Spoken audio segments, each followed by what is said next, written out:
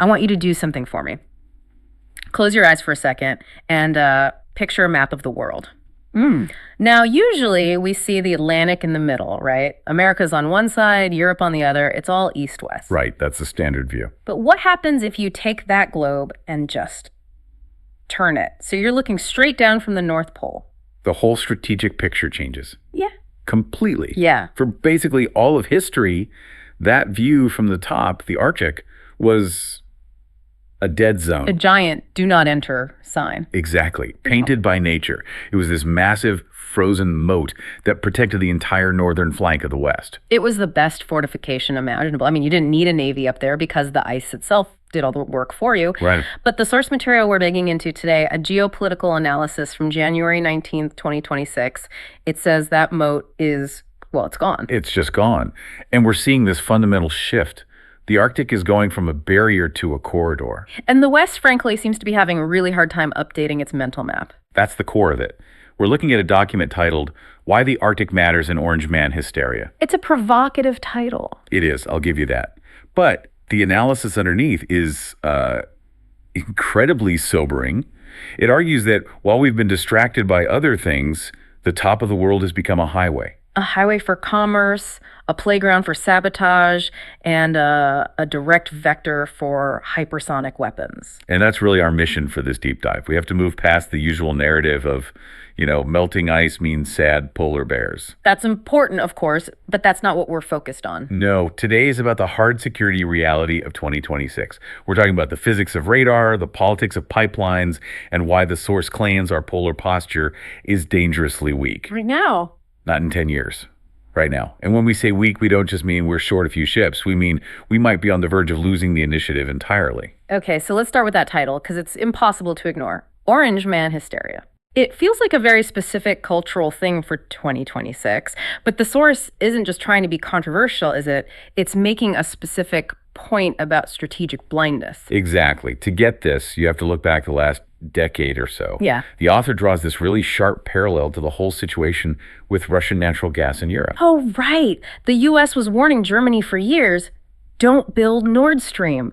Don't hook your entire economy to a rival power. And the response from Europe was, a polite smile, a pat on the head. They thought the Americans were paranoid, stuck in the Cold War, or just trying to sell their own gas. Precisely. And the source argues we're seeing the exact same psychological trap play out with the Arctic.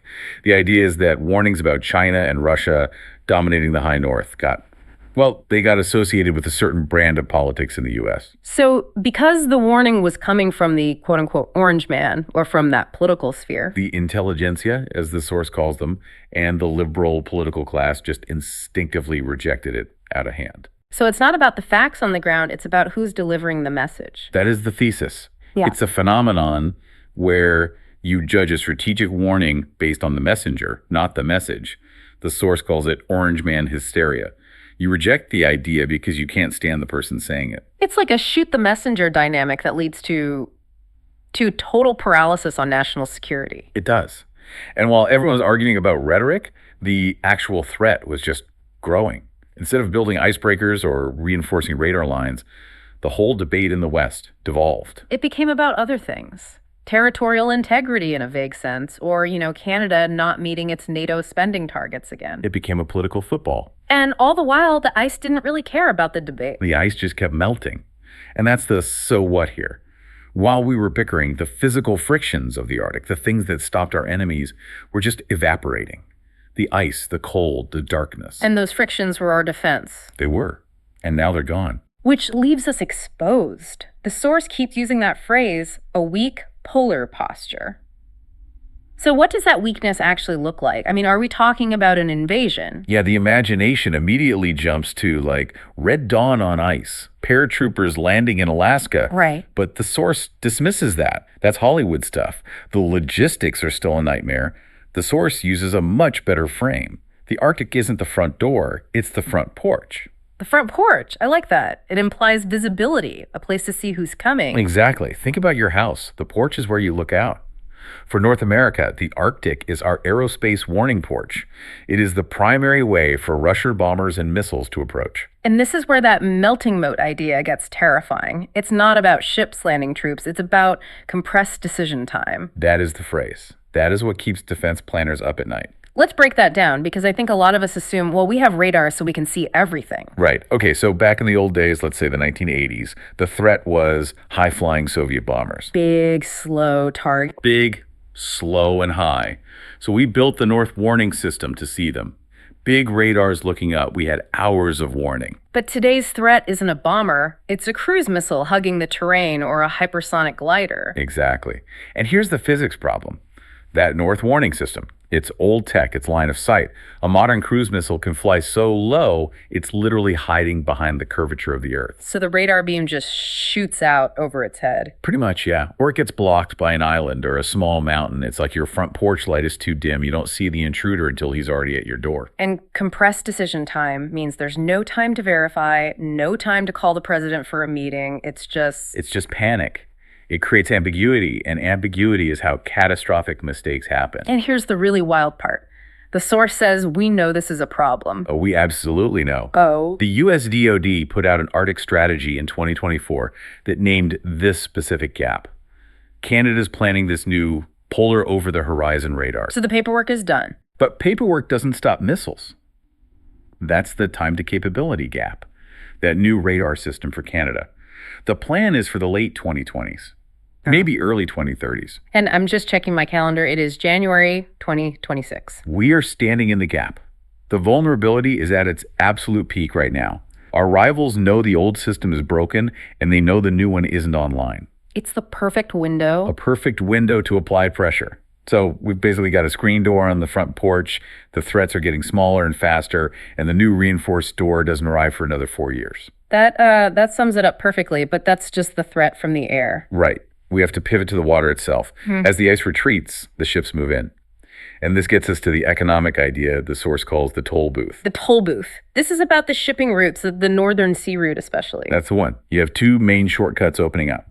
The Northwest Passage over Canada and the Northern Sea Route, the NSR, over Russia. And the source cites NASA data showing record low ice in March 2025. The water is just open for longer now. And ships are already using it. The source says about 100, maybe 103 transit voyages on the Russian side last year. Yeah. Now, to play devil's advocate for a second, 100 ships. That's nothing compared to the Suez Canal. Why does this matter so much? It matters because of who controls the infrastructure. It's not about the volume yet. It's about who is setting the rules of the road. Russia has the icebreakers. Russia controls the ports. Russia runs the search and rescue. So if you want to use the shortcut and save time, you have to play by Russia's rules. They're building a geopolitical toll booth. They set the fees, they issue the permits, and if your ship gets into trouble, they're the ones who come to save you. You become dependent on them. It forces global commerce into a dependency relationship with Moscow. And it's not just Russia. The source spends a lot of time on China's Polar Silk Road. And this is where that dual use activity comes in. This is so critical to understand. Yeah. China says its presence is all about civilian research. We're just studying the climate. We're just testing a new cargo ship. But in the naval world, research is often just another word for intelligence gathering.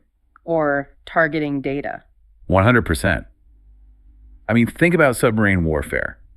To hide your sub or to find their sub, you need to know the acoustic properties of the water. The temperature layers, the salinity, all the things that bend sound. Exactly.